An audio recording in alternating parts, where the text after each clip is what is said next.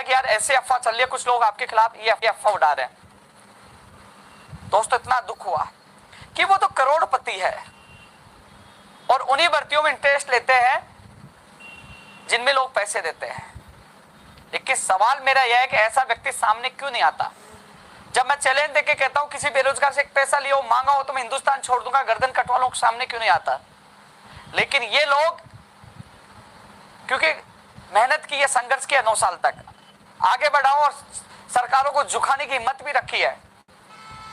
हिम्मत ये भी रखी है कि रात को 12:30 बजे हमारे बीच में सरकार के प्रतिनिधि आ रहे हैं, झुका नहीं, लेकिन ईमानदारी को चैलेंज करते तो दुख होता कि मैं किन लोगों के लिए लड़ रहा हूं, आज मुझे बदनाम किया जा रहा है। खैर कोई छोड़िए, सच्चाई कभी छुपती नहीं है।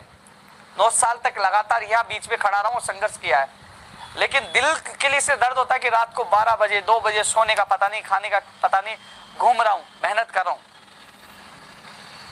अरे भाई, जो अभ्यर्थी या जो अपवाद जो सवाल उठा रहे, भाई मुझसे मिलिए, दम आप में होना चाहिए, मैं लिख के दूंगा मेरे कितना कर्जा, किन किन अभ्यर्थियों से मैंने पैसे ले रखे, आपको पता लग जाएगा। जिसको सच्चाई का पता चलेगा एक बार रोने लग जाएगा कि मेरी दिनचर्या कैसे निकलती है।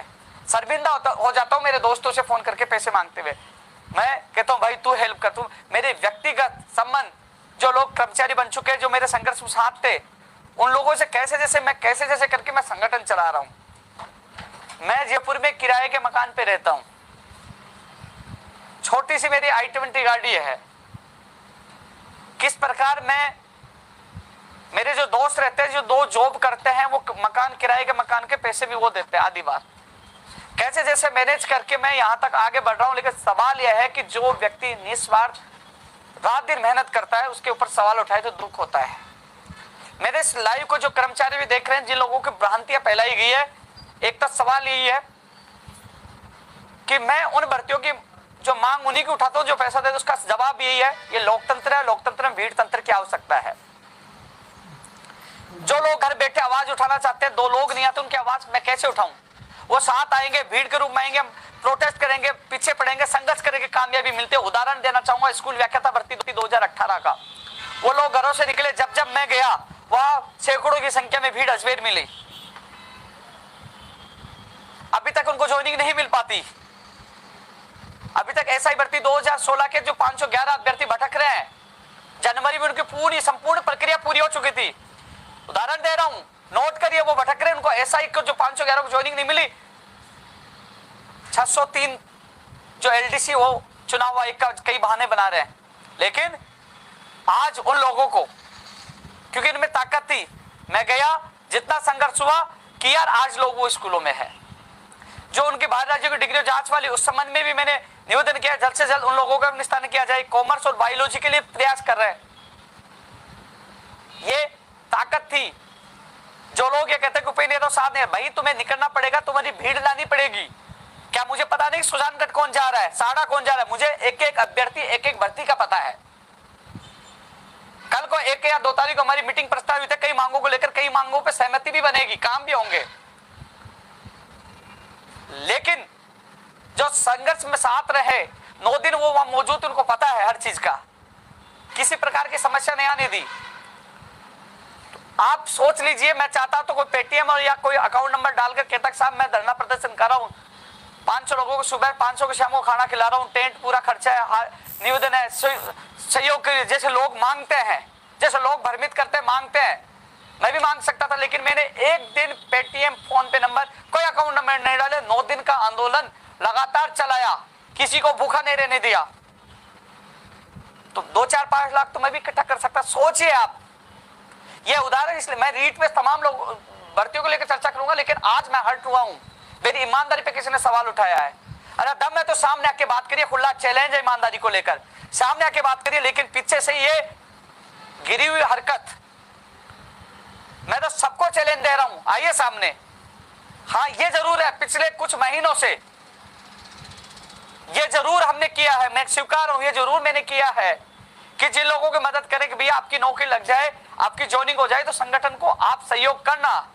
कुछ लोगों ने किया, वो भी ना के बराबर, कुछ लोग आए नहीं, लेकिन मैंने आज तक उनको फोन नहीं किया। संगठन कैसे चला रहा हूं मैं जानता हूं, और जिसको जानकारी से मुझसे मिलिए, कहां से किससे कर्जा लिया, कैसे संगठन चले, आपको पता चलेगा, आप भी रोने लग जाओगे। लेकिन सवाल उठाना आसान है, संघर्ष करना आसान नहीं है। अरे दम हो तो सड़क पे उतरिए, हम में दम था, बुलाया गया, आज मीटिंग करके और मांगे भी मनवाएंगे। दम था, प्रत्याशी उतार है, दम था, रैली निकाल रहे हैं, लड़ रहे हैं सत्ता से, यह दम है, सच के लिए लड़ रहे हैं। लेकिन सवाल आपको सच बताना।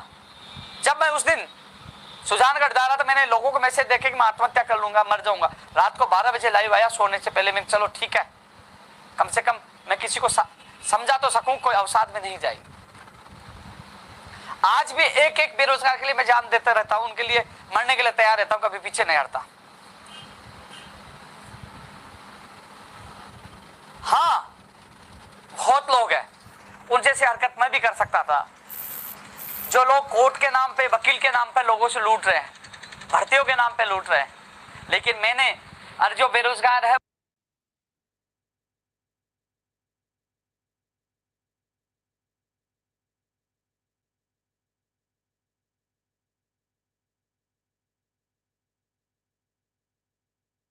जो इस लाइव को देख रहे, कोई अभ्यर्थी, कोई व्यक्ति ये कहे कि उपेंद्र यादव ने पैसे मांगे, पैसे ले रहा है, तो तुरंत कहिए रुकिए भाई, और तुरंत फोन लगाइए या लाइन पे लीजिए, बात करिए, तुरंत मुझसे बात करवाइए।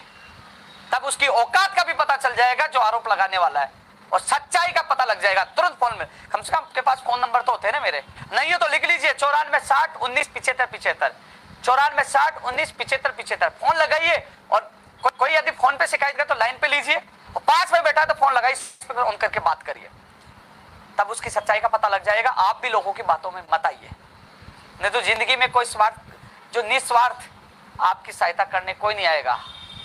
कोई नहीं आएगा अपनी गाड़ी का तेल फूंक के, टोल टैक्स लगा के, रात दिन मैंने अपनी नींद खराब करके कोई नहीं आएगा। अपना भविष्य दाव पे लगा के सत्ता के जब बड़े बड़े लोगों से टकराना कोई आसानी बात है? टकरा दीजिए। मैंने पहले भी कहा था कि हम में दम था, कमेटी बनी, कुछ काम भी हुए, कुछ करवाएंगे, दम में तो तुम धरना दीजिए, बैठिए 2 दिन तक, बनाइए कमेटी, बुलाइए रात को 12 बजे, दम हो तो। लेकिन नहीं, वो केवल आपको भ्रमित करने की कोशिश करेंगे, या तो किसी एलडीसी या चपरासी से पूछेंगे और उसको डालेंगे हमने ये अरे क्या करवा दिया, बोले मैंने बात कर लिया। अरे बात कैसे कर ली? बात हम करते हैं बैठ के और डालते सबूत। निमंत्रण मिला मंत्री से मिलकर, और 1 या 2 तारीख को वो मीटिंग करवा रहे कई मांगों को लेकर, और माननीय मुख्यमंत्री से भी मैं मुलाकात करूंगा, कुछ काम भी होंगे। और जो मैंने कहा था कि भैया कुछ काम तो हो, और काम जो हमेशा हमारे साथ जो घूम रहे, सबसे ज्यादा जो साथ दे रहे हैं, उनके काम प्राथमिकता के साथ होंगे। अब मैं रीट को लेकर चर्चा करना चाहूंगा। रीट 2021 की जो परीक्षा को लेकर कई लोगों को मैं डर समझता हूं, जो पीजी में रह रहे हैं, बाहर से रह रहे हैं। कई लोग कह रहे हैं कि भाई साहब हम गांव चले जाएंगे क्या? साथियों, इसी चीज की, क्योंकि कल मुझे पता चला, कल जहां तक किसी व्यक्ति ने संबंधित अधिकारियों मंत्रियों से बात की, उनसे मेरी बात हुई, तो उन्होंने कहा कि मई के संडे के जो 2, 23, 30 की ज्यादा संभावना बता रहे थे। मेरी बात हुई, जब रात को फिर दोबारा मेरी बात हुई, उन्हीं का फोन दोबारा आया कि नहीं ये जून में भी जा सकती है।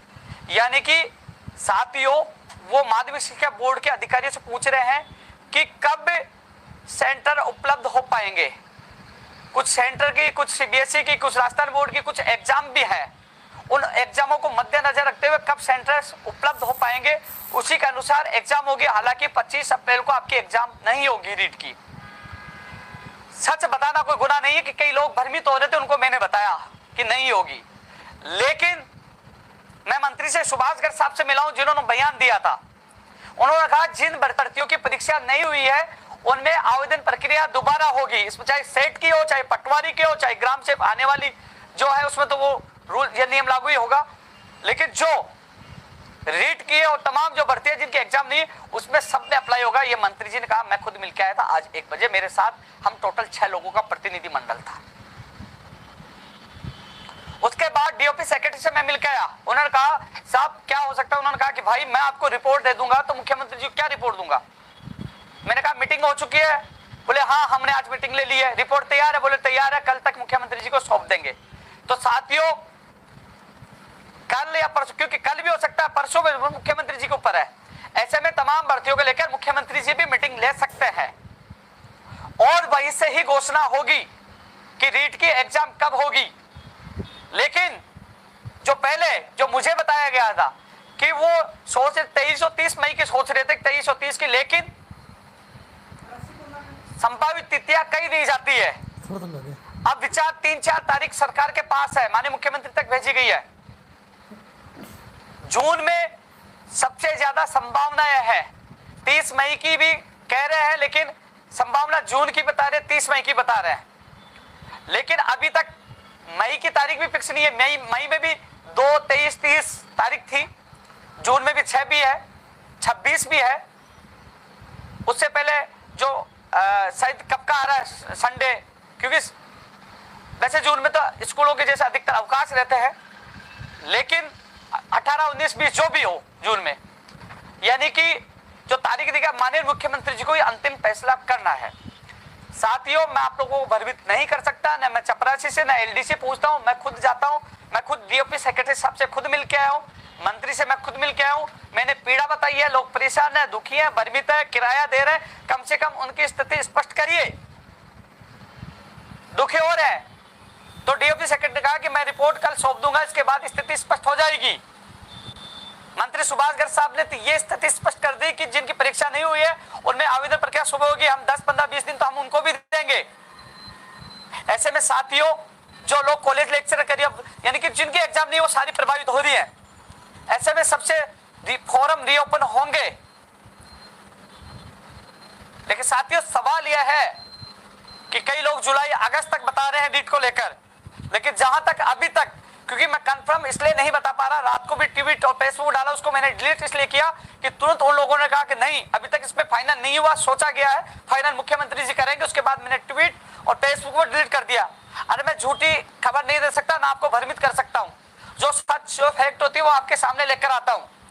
अब माननीय मुख्यमंत्री जी को अंतिम फैसला लेना है कि वो 23-30 मई को करवाते या 6 जून या 18, 19, 20 जून को या 26 जून को करवाते या उसके बाद करवाते, मुख्यमंत्री जी को करवाना। लेकिन मेरा मानना यह है कि जल्द से जल्द परीक्षा तिथि की घोषणा हो। अब सवाल यह उठ रहा है कि 2 पक्ष बने हुए हैं, एक चाहता है कि परीक्षा तिथि जुलाई, अगस्त, सितंबर तक जाए, एक चाहता है कि 25 अप्रैल को तो नहीं हो रही तो कम से कम जल्द हो, मई में हो। लेकिन एक पक्ष रहता है, एक तो उपेंद्र यादव के कोई ना कोई, यानी कि गाली मुझे सुननी है, कितना ही अच्छा कर लो, लड़ झगड़ के आपकी वैकेंसी की विज्ञप्ति जारी करवाई, आपका वेटेज कम करवाया, वो सब भूल जाएंगे। आपको याद रहेगा, छोटा सा गया, हाँ उन्होंने इसका पक्ष ले लिया। एसटीसी बीएड का मामला था, उस मामले से मैं बिल्कुल हट चुका हूं, उस मामले में बिल्कुल भी ध्यान नहीं दे रहा, मैं बिल्कुल हट चुका हूं। जो न्यायालय करेगा वो मुझे मान्य होगा, मेरे लिए सब समान है, मैं हट चुका हूं। लेकिन अब सवाल है इस चीज का, तारीख को लेकर। लेकिन ऐसा रास्ता निकलना चाहिए जो तैयारी कर रहे हैं। यदि महीना 20 दिन भर्ती है तो कई लोगों जो और जो टाइम मांग रहे हैं उनको महीना भर मिल जाएगा, इनके साथ भी नुकसान नहीं होगा। लेकिन परीक्षा तिथि जल्द से जल्द जारी हो। यदि मई में नहीं हो पा रहा तो जुलाई अगस्त तक बहुत लंबा हो जाए, कम से कम जून में तो फर्स्ट में तो होना ही चाहिए। मैंने बेरोजगारों की पीड़ा उनके सामने रखी है। अब सरकार को और मुख्यमंत्री जी को निर्णय लेना है कि वो जून में, मई में करते हैं, जून में किस तारीख को करते हैं। साथियों, मैं निर्णय लेने वाला उपेंद्र यादव नहीं है, निर्णय मुख्यमंत्री जी को लेना है। मंत्री जी को भी कह रहे हैं कि अभी जो निर्णय करेंगे मुख्यमंत्री जी करेंगे, अधिकारियों से भी मिला हूं। ऐसे में साथियों, कल की संभावना पूरी है। कल कई बार क्या होता है कि बिजी हो गए तो कल नहीं तो परसों, लेकिन कमेटी रिपोर्ट कल दे देगी तो कल परसों में स्थिति। और यदि जो लोग कह रहे हैं यदि परीक्षा तिथि जून भी देते हैं, सितंबर, अक्टूबर, नवंबर, दिसंबर देते हैं, तो साथियों घर से संघर्ष नहीं होता, घर से निकलो, मैं आपके साथ हूं। इसके अलावा जो लोग भ्रमित कर रहे हैं उनसे आपको बचकर रहना, जवाब देना है। दम नहीं उनके सामने आके बात करने की। दम है तो मैं कल कार्यालय में मिलूंगा, 12 बजे आके बात कर लीजिए। सच का सामना करना सीखो। झूठ से लोगों को कुछ दिन भ्रमित कर सकते हो, ज्यादा दिन नहीं कर सकते हो। और हमने जो चुनाव लड़ाने की जो प्लानिंग और रणनीति बनाई, उसका परिणाम भी आपके सामने होगा। क्यों हमने नामांकन भर रहे हैं, क्यों रैलियां निकाल रहे हैं, वो भी आपके सामने होगा। ये लोग चारों तरफ बदल जाएंगे। ये लोग थोड़े दिन पहले कह रहे हैं, तो अब 2-4 दिन पहले कहते हैं सरकार की खिलाफत कर रहे हैं, सरकार इनकी मांग कैसे मानेगी। जब सरकार हमें वार्ता के लिए बुलाएगी, काम हो जाएगा हम लोग, तो वे कहेंगे ये तो सरकार से मिले हुए हैं। इन लोगों का कोई स्टैंड नहीं होता है। और आपको स्पष्ट बता दूं, मैंने मीडिया में बोला था, यदि सरकार हमारी मांगे मानती है, मैं नहीं कह रहा कि 16 सारी मांगे पूरी हो, लेकिन जो होने वाली 5-7 मांगे मानती है और आगे और मांगे धीरे धीरे करने का आश्वासन देती है,